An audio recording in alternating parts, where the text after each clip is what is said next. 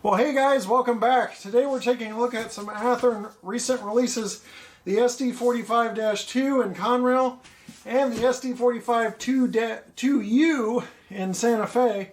Both of these have some really cool features. We'll be going over the differences, see what you get from Athearn here in the review. So with that said, let's get started on the unboxing and testing and looking at these products. All right, let's unbox the SD45-2. In this case, Santa Fe.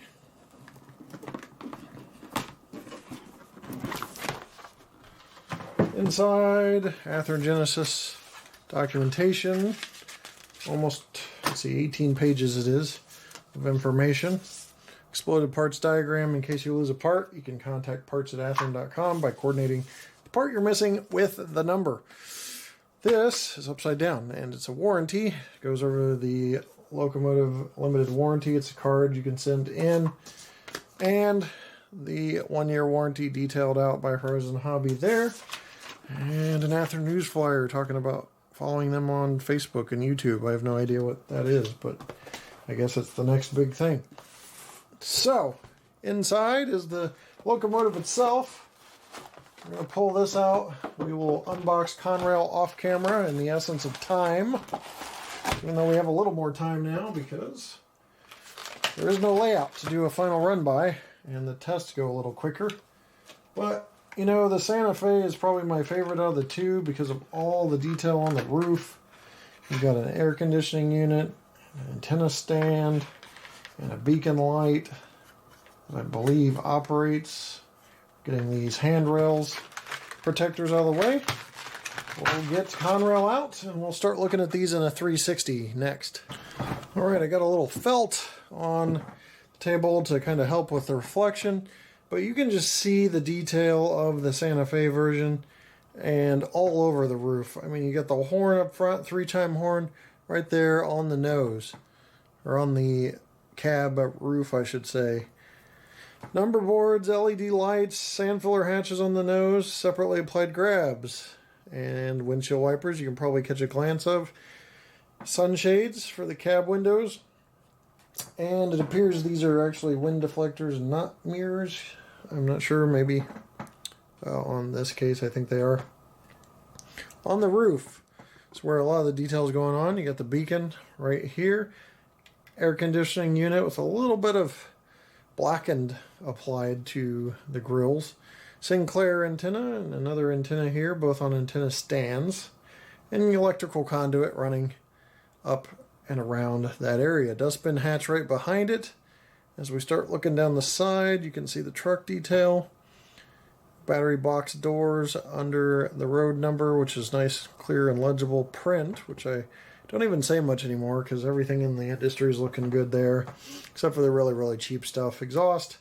Dustbin hatch we talked about was right there. Dynamic brake fan area here. And then rear of that is the radiator fans, which there are 3 of. As you can see, the plastic handrails are pretty straight looking. And you can see a lot of detail on the fuel tank as well with the emergency shutoff sight glass there. And there's tread on the walkways as well, which we can see when we round the back here. More truck detail on the rear I wanted to show you. And as we look at the rear, kind of a slight top-down view, you've got separately applied grabs all on the back of it, and a little coupler stand right there, coupler cut bar separation area there. MU receptacle to the right of the handrail stanchion right here. Again, an LED light, sand filler hatch up here, and there is a grab iron or handrail right aft of the 3rd fan for the radiator fan. Now coming from this angle you can see maybe the safety tread, but also there's safety markings for indicate a step right there on that walkway. More truck detail. And you got a blower housing on this end, as you can see here. You see the molded battery box doors molded in. Also on the front, this predates the hand brake. It's a actual kind of a ratchet brake here, which is a bar that you ratchet down.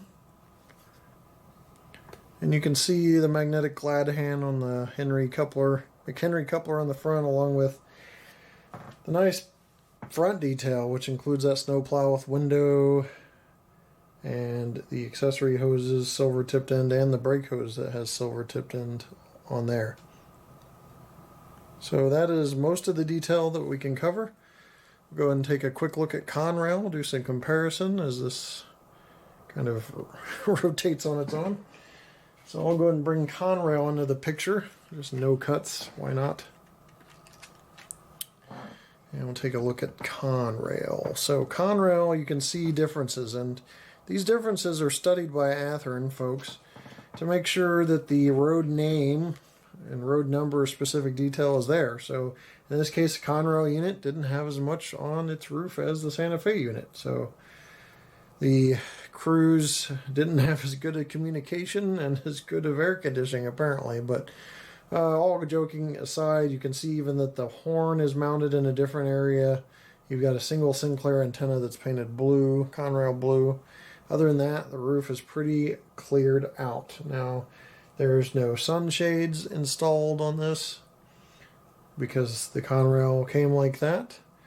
Even the front obviously has the different paint schemes. Everything else is close to the same, except as we turn this way, hold on, we'll get reset here. As you see, peeking out between the handrails here is this little storage compartment that's added to the Conrail unit there. So that's some of the differences. I'll go ahead and remove Santa Fe now so you can see Conrail in all of its glory. Did have a handrail pop out of its little area there, I think, when I grabbed it. You can see handrails are looking pretty straight, and tread on the walkway. You can see that molded in compartment detail too. You may hear my chair squeaking, so I apologize, it is getting old. So there's a couple different angles of the Conrail unit. Now let's get into testing. I'm going to apply track power so you can hear it just like you would hear it when you put it on your layout for the first time.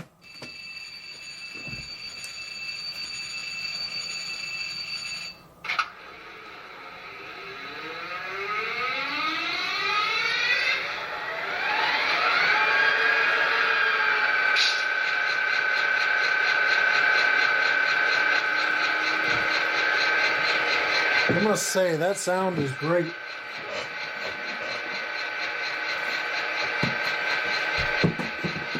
Not my squeaky chair sound, but the sound of the locomotive. Now I'm taking the manual. That's why you heard my squeaky chair. I had to get the manual just to go over some of the functions of this locomotive.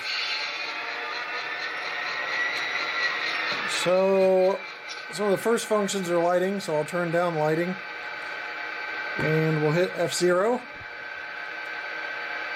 There you have the headlights. F1 is bell.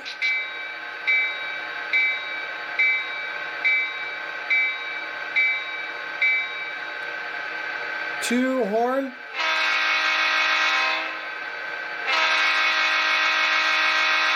Three, short horn. See, four, dynamic brakes. Gotta move to get those.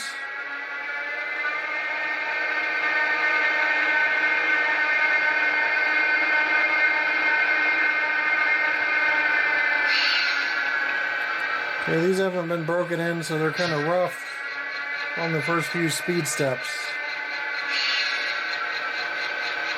As you can see, quite a bit of lurch. Could use some breaking in. F5 is a lighting effect. In this case, the beacon. And, you know, I think for another view, we're going to flip this around so you can see it better. All right, there you go. Front and center, the beacon. And I keep turning the mute button on with that because it was already triggered. There you have the beacon.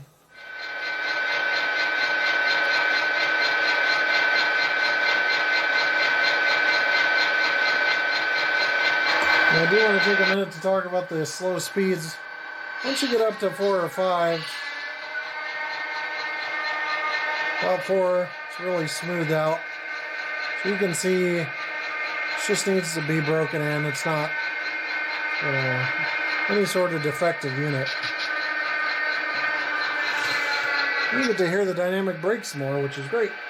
Alright, we're shutting that off. Shutting 5 and 6 off. See, 7 is the dimmer. 8 is mute. 9 is half volume.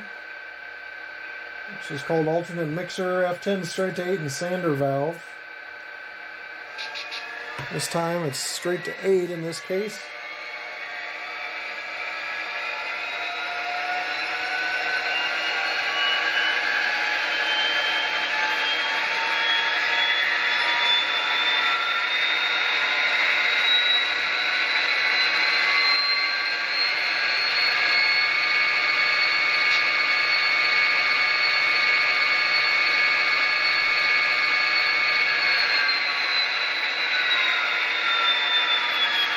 You have brake set, brake release, hand brake, which is F15 here.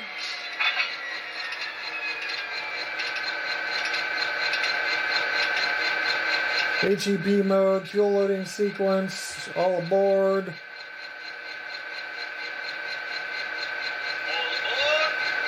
There's just so many sounds, almost all 28 functions are taken up. You got manual ability to notch the engine RPM up and down with F26 and F27.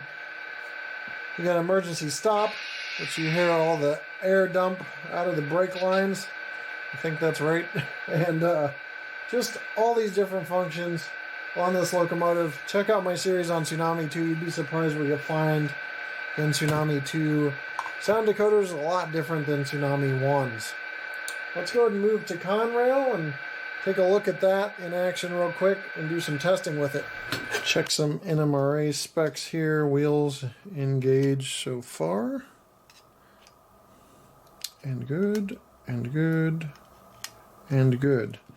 And if you want to know about locomotive length, I can get you that as well. Car body, just over 9¼ inches long. Coupler to coupler. Coupler end to coupler end is over 9¾ inches long. I know that was out of screen, but that's where my little measure part starts. So there's the length of the locomotive. Quick NMRA coupler height check. That looks dead on. And check the front. That too appears to be dead on. So good NMRA compliance all around with these locomotives. Alright, these are pretty hefty locomotives. Let's see how hefty they actually are. 1 pound, 4.2 ounces. That is 20.1 or 20.2 ounces. 570 grams. So there you have the weight. Pretty good at over 1.25 pounds. The pull test you may not be able to see, but I'll read it off to you.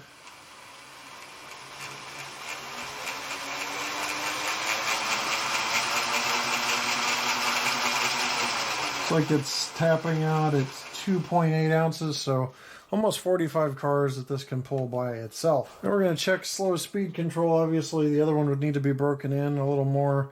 This one's doing pretty good at slow speeds. This is 1, so that's what I usually test with the AccuTrack 2 speedometer to see what it's coming across in the reading, because the closer to 1 it is, the more accurate it is for scale speeds for a model. So we're running this through real quick, and you can see how smooth it's operating at 1 speed step. Again, if you get a locomotive that's jerky, had it happen several times where you just need to break it in. If it still does it, go through the return process if you plan on operating it at really slow speeds. But sometimes you want to check things like back EMF, CV settings. All of that can be variables that cause the locomotive to be jerky. This comes in at 1.3 miles per hour, if you can see that. And that's very close to 1 scale mile an hour, so that's a very good job by Athearn on slow speed control. Since we've got this unit out, we'll go ahead and get it up to 3, 4, and 5. We'll hit reverse here. You can maybe see the reverse light. So hit sound back on. 1 in reverse, 2, 3, 4, and 5. Typically industry-wide, you see the best speed steps usually between 5 and 9. Things really start to smooth out. Other than that, you got to go play with CVs or break-in testing like I mentioned. That about does it for all the testing on these locomotives. So let's go ahead and do a little recap as I pull the Conrail off. We look at it here along with the Santa Fe. So these locomotives, very smooth, very good operations. Really like them. The SD45-2 and SD45-2U versions there. And we got to show you a lot of the differences. Speed control is good on one. The other one needs to be broken in. But you have really good detail, really good weight, pretty decent pulling power, good sound, probably the best sounding Athearn diesel I've heard in a while. So Tsunami 2 is just beautifully tweaked, in my opinion, and it sounds great. There's no speaker resonance to where you hear a lot of baffle rattle, I think it's called. And then, obviously, handrails. It seems like the factory's done something because the handrails have been looking straight on the last several reviews. And everything in NMRA compliance is good. So, overall, great locomotives. With that said, I'm going to leave you with no run-by since we have no layout. I've got about 6 months left on the lease, so we need to be under contract in a home, or 8 months left on the lease. We got to be under contract in a home in 6 months, so we will be finding something, even if we have to compromise a little bit. The only thing holding us up, the only thing is just availability with coronavirus. So soon we will have that taken care of. With that said, thanks for watching, and we'll see you next time right here on my channel. Take care.